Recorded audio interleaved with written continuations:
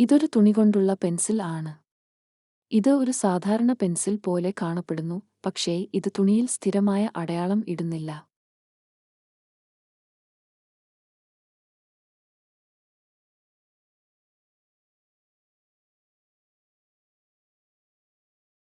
മൃദുവായ കളിപ്പാട്ടങ്ങൾ നിർമ്മിക്കുമ്പോൾ തുണിയിൽ ആകർഷകമായ ചില പാറ്റേണുകൾ വരയ്ക്കാൻ ഞങ്ങൾ ഇത് ഉപയോഗിക്കുന്നു.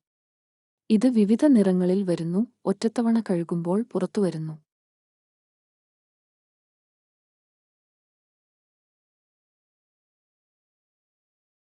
ഇത് ഒരു എംബ്രോയിഡറി ഹുക്ക് ആണ്.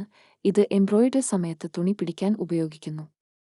മൃദുവായ കളിപ്പാട്ടം ആകർഷകമാക്കാൻ തുണിയിൽ എംബ്രോയിഡറി ചെയ്യുന്നു.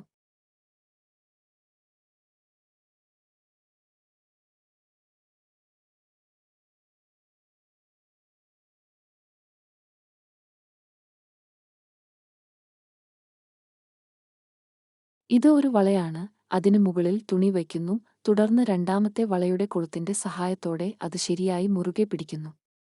ഇത് എംബ്രോയിഡറി ചെയ്യുമ്പോൾ തുണി ശരിയായ രീതിയിൽ സ്ഥിരത നിലനിർത്തുന്നു.